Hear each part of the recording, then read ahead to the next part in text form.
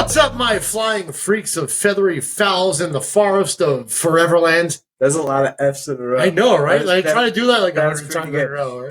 That was totally like on the spur too. Like he didn't have that plan. No, I have no idea what I'm saying. But anyway, Mr. Reed has got a little bit of a sick story for us, and I don't know what it is because we do this like he's like, surprise! Here comes one. So go ahead with it. So Night Owls tonight, weird this week. This is kind of weird, a little bit punch at the end. I got my I got my hat turned around for this episode so that you guys could clearly see that we're from New York. We're not hating on New York. I don't want anybody in New York to get upset about anything. In case you can't tell from the way we talk, we don't live in New York no more, but we're from New York. Well, we're from there. So I personally pay attention to the news a little more. What's going on? Was that an idea? Bring it on too. So you might have seen in the news that New York City Mayor Eric Adams. New York City Mayor Eric Adams has announced that this new plan to fight the war on crime and the war on drugs and all the craziness that's going on in New York right now. So he's not the cause of the crime. He's looking to fight the crime. Yeah, he's the mayor. He's trying to, things are a mess in New York right now. All right, so what's he doing?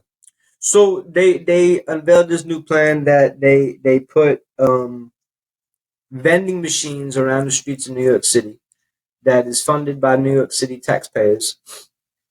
And it's a vending machine for drug users for free drug paraphernalia. So like it's you don't got to put money in it. It's free. Go up to the vending machine. You just hit the button. Put like A6 and you get a clean needle, or like B4 and you get a crack pipe. Wait, isn't this the thing with the Narcan? Yes, and there's also Narcan. You get your free Narcan in the machine. So basically, like if you're overdosing and you need help, you just get over to the machine and hit 5B and get yourself some Narcan. So, like, here's my view on the whole Narcan thing. To all you in New York City that are watching this, I'm paying for it. I think it's your tax money that's going to it. You should find one of these vending machines and you should get yourself a free Narcan. And I'm not saying this because I'm advocating drug use and you might need it. Like, not saying that at all. What I'm saying is like, it's free to you. You never know when it could help you or someone else, because in this crazy world that we're living in today, it's very easy to get like fentanyl poisoning or something like that from not even being involved with drugs in any way. There's a lot of crazy things going on now. So if the Narcan can save your life or someone else's and it's free, you already paid for it with your tax money, might as well grab a free Narcan, because really you never know whose life it might save, even your own. There's people doing crazy stuff. Here's my question. Yeah. What's the stop? People around the machine just going and hitting some Narcan. But like, yo, shit, you having a stroke? You got a seizure? Yo, give me $10, man. I'm gonna give you the. How does that work? I don't know. I guess. Is there a guy standing at the machine like, you already had one Narcan, don't overdose again?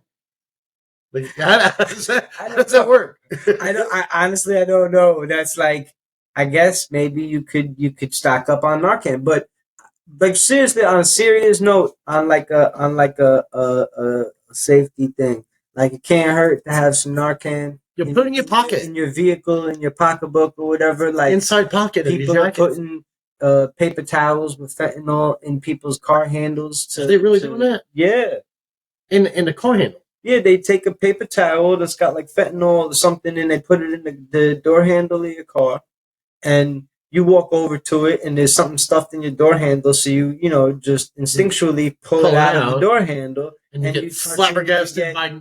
Well, you touch it, and you get the fentanyl on your fingers or whatever, and they put a... What kind of sick fucking society do we live in? Well, they use it to either kidnap they target women to like kidnap them, and use them for trafficking of different sorts, or they do it to steal your vehicle, or like criminals doing this type of stuff. but you never could be Don't too safe. touch your door Narcan handles. can save your life. So anyway, aside from that little PSA, Get up under there and just like look under your door handle, man. Yeah, you really can't. You really can't be too safe. But so here's the kicker though. So There's a kicker. yeah, here's the kicker. That's Like field goal kicker. yeah. So Right. they deploy these vending machines around New York City to get all your free drug paraphernalia and stuff. And in the very first day of them putting these Can't wait for this. vending machines out, overnight ran out of crack pipes. Ran out of crack pipes. Ran out of crack pipes. Like crack pipes are gone. Like there were no more crack. Like there was a crack to be pipe had. epidemic. Like people ran up on these machines and got their free stuff, and they literally ran out of crack pipes overnight from the first night of having these machines. Now, back in New York, we used to call them glass dicks while you smoking a glass dick. Right? So basically, every corner store in New York sells glass pipes. But I guess if they're free, like all the crackheads are now flocking to the free machine. Like, oh shit, B6, like you said. Oh, let me get my glass dick. And they're all.